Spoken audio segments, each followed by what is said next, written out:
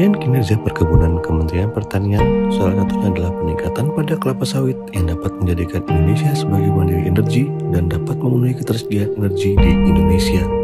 Seiring dengan semakin menurunnya produksi minyak dan gas bumi, sektor perkebunan menjadi salah satu hal yang mendukung melalui berbagai teknologi yang telah dikuasai, baik dari hulu maupun hilirnya.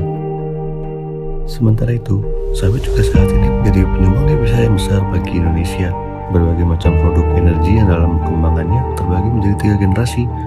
Generasi pertama yakni CPO atau minyak inti sawit mentah crude palm kernel oil atau CPKO bisa dibuat menjadi biodiesel, green gasoline, green after, biogas, dan biolistrik.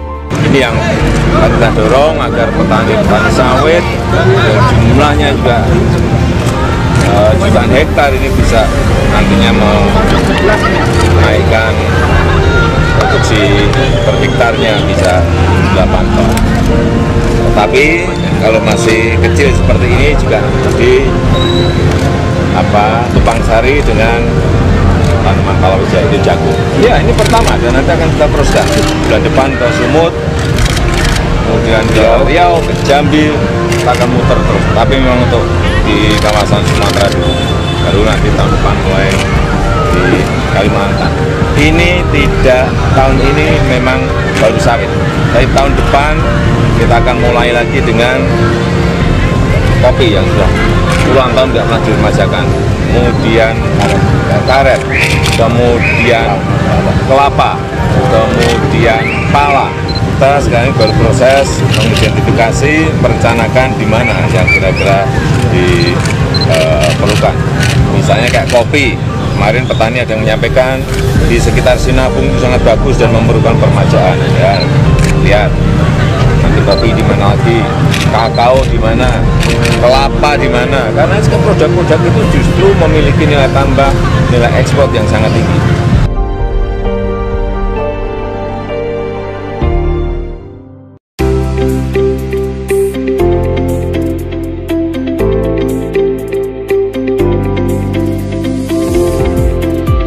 Sangat senang, inilah hasil perjuangan tahun lalu, sudah 3 tahun berturut-turut, itu perintah Bapak Presiden.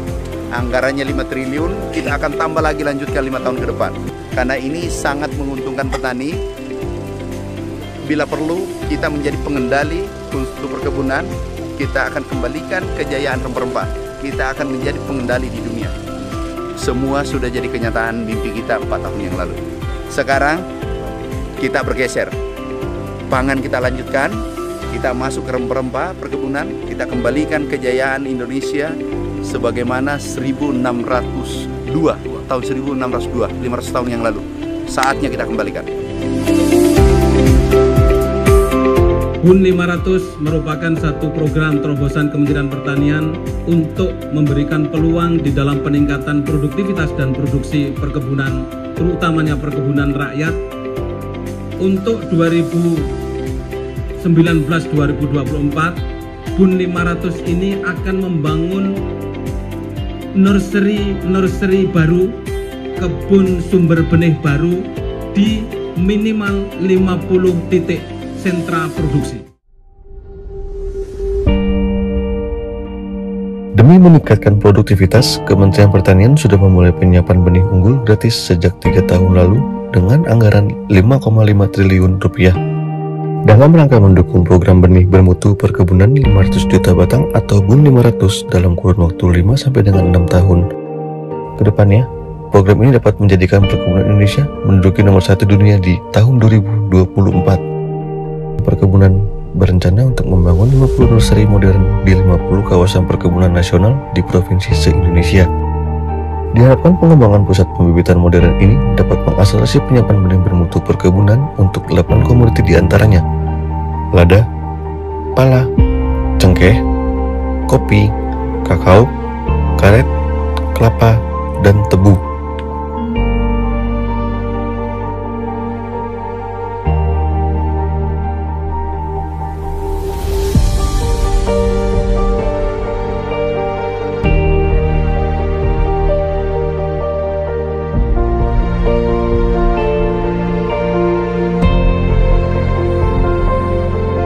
ekspor biji pala dan fully organik masing-masing sebanyak 85 ton dan 60 ton dari Provinsi Maluku ke Belanda, Uni Emirat Arab, dan India dengan nilai ekspor sebesar 24 miliar 75 juta rupiah.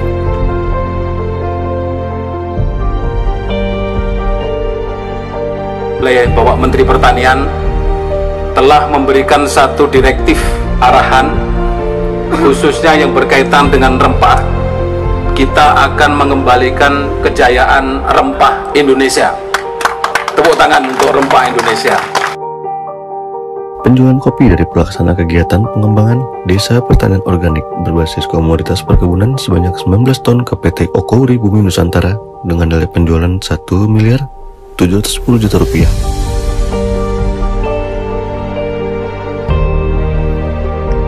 Capaian ekspor Direktorat Jenderal Perkebunan yakni ekspor gula serbuk kelapa organik sebanyak 185 ton ke Polandia, UK, New Zealand, dan Australia dengan nilai ekspor sebesar 5 miliar 180 juta rupiah.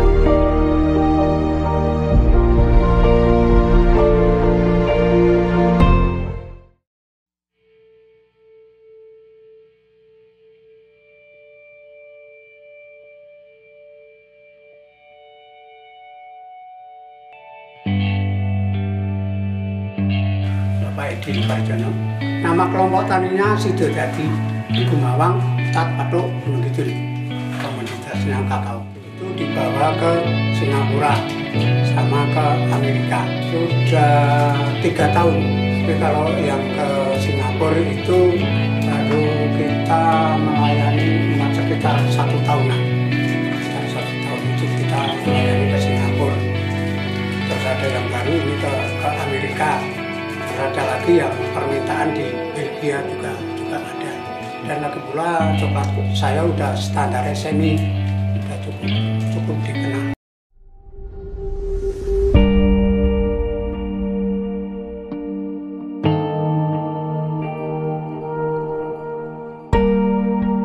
Nama saya Asep Bagja. Saya selama ini sudah 10 tahun menjadi petani teh. Juga di samping petani, saya sebagai pengurus asosiasi petani teh khusus di Kabupaten Bandung yang anggotanya merupakan kelompok-kelompok petani teh yang berada di Kabupaten Bandung. Dengan adanya turun tangan pemerintah tersebut, mereka bisa menginovasi teknologi-teknologi untuk meningkatkan pendapatan mereka. Di samping meningkatkan produksi, juga dalam penjualan pucuk sudah terjadi MOU dengan perusahaan-perusahaan yang terdekat di lokasi petani ini. Ke depan untuk meningkatkan nilai tambah, juga mereka berinovasi bagaimana mengembangkan produksi turunan itu. Di antaranya pudar tea, white tea, juga teh gelang. Itu bisa meningkatkan nilai tambah.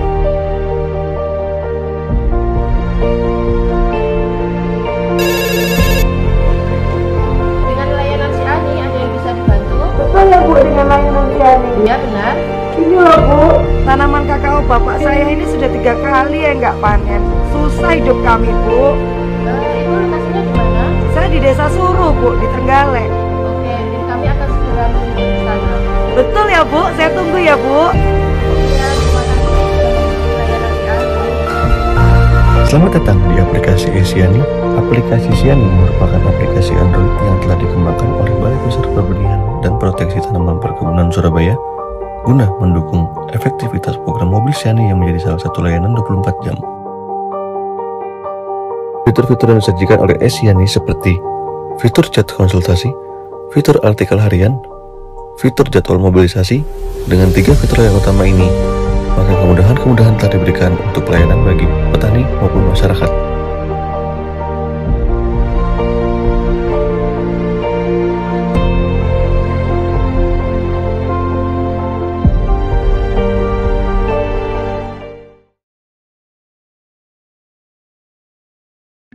Direktorat Jenderal Perkebunan Kementerian Pertanian mengembangkan sebuah sistem bernama Sistem Informasi Perizinan Perkebunan atau SIPERIBUN. Sistem ini juga dikembangkan sebagai bagian dari pelaksanaan Rencana Aksi Koordinasi Supervisi Sawit Komisi Pemberantasan Korupsi. SIPERIBUN memiliki 3 fungsi. Saat ini, Sistem merupakan fase awal yang mencakup fungsi pertama. Fungsi kedua dan ketiga sedang dalam tahap pengembangan lebih lanjut.